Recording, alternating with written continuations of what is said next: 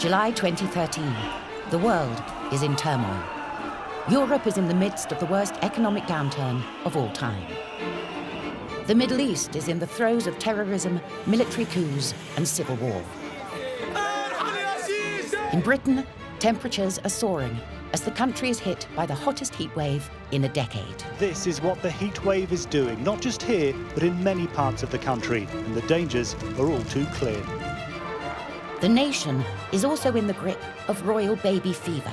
A media feeding frenzy is in full flow. Madness street. Crazy street. It's not only reporters who are here. Royal fans are gathering too.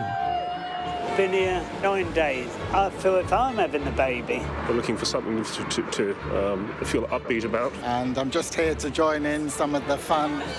They've come from all over. This is nuts. Yeah, it's like a party. I think so far it's been the best Monday in my life.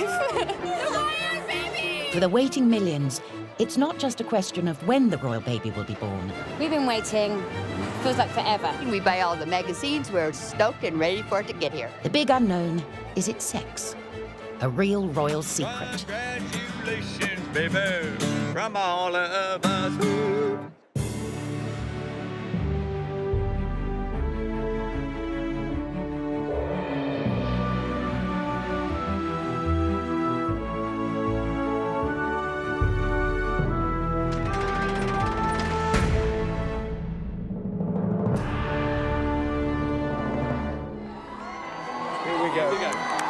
The latest heir to the throne was born on Monday, the 22nd of July, 2013. The Duke and Duchess of Cambridge, William and Kate, called him George. As the young family drove home, royal baby mania got hotter. It's hard to describe, but they just feel like they're so much part of our community. It's just so amazing. It's a piece of our history. How can we not be excited? It's like we had our own. The national colours became flavour of the month. We've seen the telecom tower, which said it's a boy around the rotating rim, and here is the London Eye, red, white and blue. And souvenir shops did a roaring trade. Many tourists will come to see the baby new prince incoming in the UK, so definitely it's going to be good business. One of the T-shirts says, "Keep calm, my great granny is the queen." I mean, who buys that? Everyone. By the end of next month, our appetite for souvenirs, memorabilia and a spot of extra champagne is expected to earn the economy a cool $250 million. For the House of Windsor, babies are more than income generators. Prince George is the latest in a long line. Every birth gets the full treatment.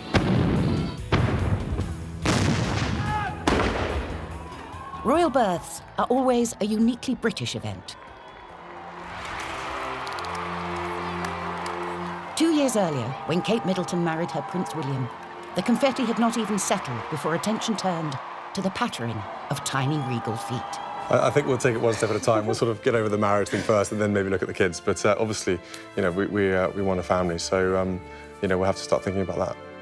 It was in December 2012 that Britain got the answer it was yearning for. Yes, Kate was pregnant. But for the royal family, the news broke in an unusual way. Prince William left his wife's bedside this evening without comment or even his normally cheerful smile for the cameras. Kate is suffering from what's known as hyperemesis gravidarum, an extreme form of pregnancy sickness that doctors say should not cause concern. The royal family decided that under the circumstances, they had no option but to make a public announcement about her pregnancy. 64 years earlier, the royals were able to be more controlling. Prince William's grandmother, Elizabeth, was less than a year into her marriage to Philip Mountbatten. Royal watchers noted that the princess was gradually withdrawing from public life, eventually disappearing altogether. In the few photos the press were allowed to take, she was always sitting down. Elizabeth was 8 months pregnant. Without an official announcement, the papers of the day had to rely on sources close to the palace. At this time, pregnancy was not openly discussed, and women were patronised with public information films. For nearly 9 months, you will have been providing a snug home for him and supplying food for his rapidly growing body. You will be waiting and waiting. If pregnant women were to venture out, the bump should be minimised, with a little help from the world of fashion. But as the 50s became the 60s, there was a sexual and fashion revolution. Here, at one of Britain's only chain of combined mother and baby shops, mothers-in-waiting can today get well-designed foundation garments and inexpensive and pretty clothes. By 1964, when Elizabeth was carrying her 4th child, she publicly and proudly displayed her bump, and in doing so, became a maternity fashion icon.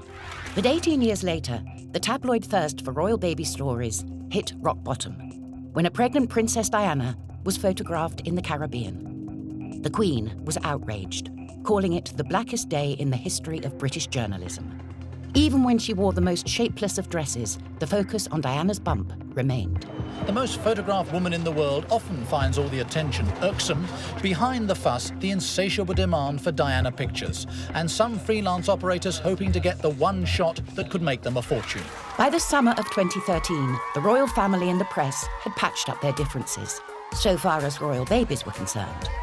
Kate Middleton's pregnancy was seen as an asset, and she was thrust into the limelight. Not only did this boost the royal family's popularity, but the economy got a helping hand too. Business cottoned on to what can be the magic of the so-called Kate effect long ago. She wears something like this spotted maternity dress within hours. It has sold out. Unlike previous royal pregnancies, Kate's due date took no one by surprise. The world's press were fully briefed and camped outside London's St Mary's Hospital well before the big day. But in the 1940s, royal births were covered differently. Prelude to nationwide rejoicing, as on the historic day, news of the royal birth was patiently awaited.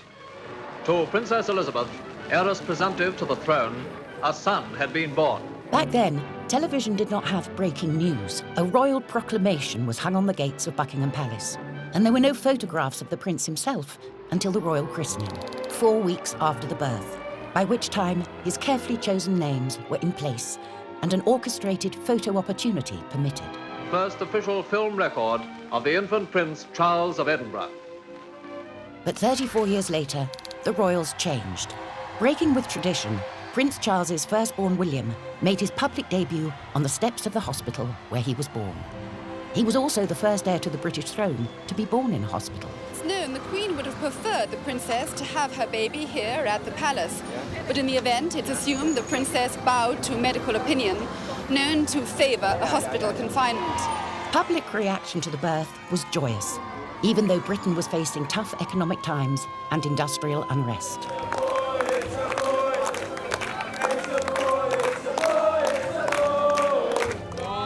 Still, the celebrations went on. Some colourful spectators stood outside the main gates for nearly 10 hours.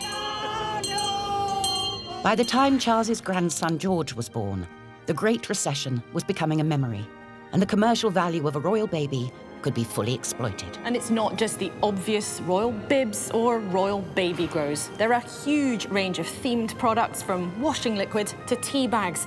And the royals themselves haven't been shy about taking part. Royal baby booties being sold by Prince Charles's estate. Even the Queen joined in. Here at home, my own family is a little larger this Christmas. The arrival of a baby gives everyone the chance to contemplate the future with renewed happiness and hope. The future was the usual royal christening and a job for life. It is history today. It's also the day that Prince George is brought fully into the family firm as a member of the Church of England, of which we know the Queen is defender of the faith, and so will be Prince Charles and Prince William, and one day Prince George. When George's grandmother was born, she was not a direct heir to the throne. In those days, females gave way to male heirs, and her father's brother Edward was the direct heir to the throne. This meant Elizabeth's first steps were not the centre of attention. Press coverage was limited and carefully controlled by the palace, enabling the young princesses and their mother to travel widely. This happy childhood was in stark contrast to the one experienced by her father. Few knew it at the time, but the Duke of York had been abused as a child. His father, George V, was a military disciplinarian. He expected order and obedience in his children, and frequently beat young George. King George's harshness left his son emotionally and physically scarred. He suffered from lifelong abdominal problems and a debilitating stutter. The exhibition is an empire undertaking. I have the greatest pleasure in declaring it open. As second in line to his father's throne, the Duke of York was able to give his wife and daughters a family life far removed from the one he had experienced. But this was all about to change. In 1936, the world was shocked when Edward VIII abdicated his throne to be with the woman he loved, the American divorcee, Wallis Simpson. His younger brother, George, became king, and Princess Elizabeth unexpectedly became his heir, there being no male children. The family's happy, peaceful, and mostly private life was turned upside down as they moved into Buckingham Palace. Their lives changed forever. 2 years later, they changed again, as war broke out across Europe. The family became a symbol of unity and hope. The Buckingham Palace. This was the effect of a time bomb that exploded in the grounds of the King's London home. Truly, this is a war of all the people. We're all in it. The young Elizabeth and Margaret were thrown into the front line of an increasing propaganda war. When the government of the day decided to evacuate Britain's children to safety, the royal family refused to send the princesses to Canada. And the Queen-to-be found herself making her radio debut to show solidarity. Thousands of you in this country have had to leave your homes and be separated from your fathers and mothers. My sister, Margaret Rose, and I feel so much for you, as we know from experience what it means to be away from those we love most of all. My sister is by my side, and we are both going to say good night to you. Come on, Margaret. Good night, children. Good night, and good luck to you all. As Britain struggled to recover from the ravages of the war, it was the birth of a royal baby that lifted spirits most. As heir to his mother's throne, Prince Charles found himself the centre of attention even before he could walk. His early years coincided with a golden age of the press, with annual national newspaper circulation reaching 6 billion. And there was also a new kid on the media block. When Elizabeth's father died in 1952, when she was just 25, life for Charles changed as well. As direct heir, he inherited an intense relationship with the British press, a burden he was often left to bear alone. He also had to care for his sister, Princess Anne, as his mother and father spent 6 months touring the world. When the family eventually came together, the new queen seemed detached, her family life now secondary to royal duties. By the time Prince Charles became a father, the world was living in an increasing news cycle. Media interest in royal children had reached epic proportions. Diana was determined to give her eldest son as normal a life as possible, and a very different upbringing to that experienced by Charles. And she had all the right credentials. Her two main jobs before her engagement both involved looking after children. First there was Patrick Robertson, an American child living in London. Then at the kindergarten in London, where she helped the teachers. In 1983, Diana flouted tradition and her in-laws when she insisted that 9-month-old William accompany her and Prince Charles on an official visit to the Antipodes. Until then, royal babies had been left behind in the care of nannies and minders. Prince William was to follow in his mother's footsteps. 21 years later, he insisted that baby George be part of his royal tour to Australia. For Prince George, this was only the second official engagement, carefully controlled with limited media access. On a tour that's provided some appealing images, today's will cap them all. In her lifetime, Princess Diana was unable to curb the insatiable appetite of Britain's media. Like his father before him, William appeared mystified by the press scrums. It's a sign of the times that his first words in public related to the media.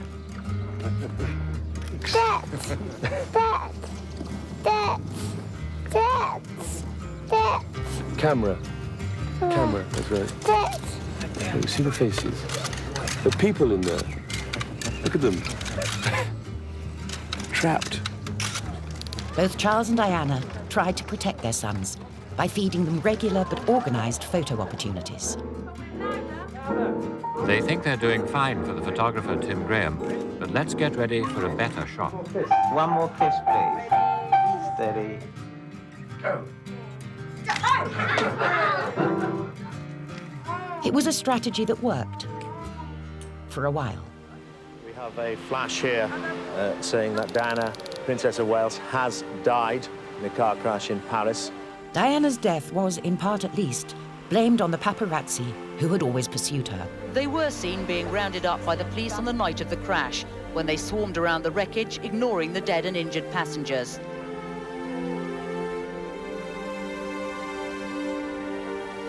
The tragedy brought an abrupt end to the childhood of her boys. William and Harry not only had to carry the burden of the loss of their mother, they had to publicly shoulder a kingdom's grief as well. Thank you so much. Thank you. Their mother had become the people's princess.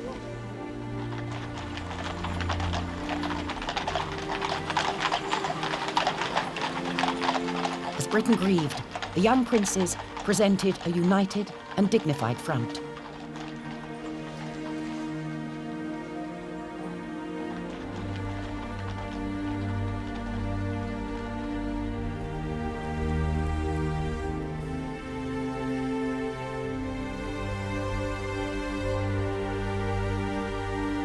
Diana's death brought about a change in the boys' relationship with their father. The three men formed a tight unit and threw themselves into outdoor pursuits. Sir? It was as if they were finding themselves for the first time. When William himself became a dad, he was able to avoid most of the media by staying with his wife throughout her labour.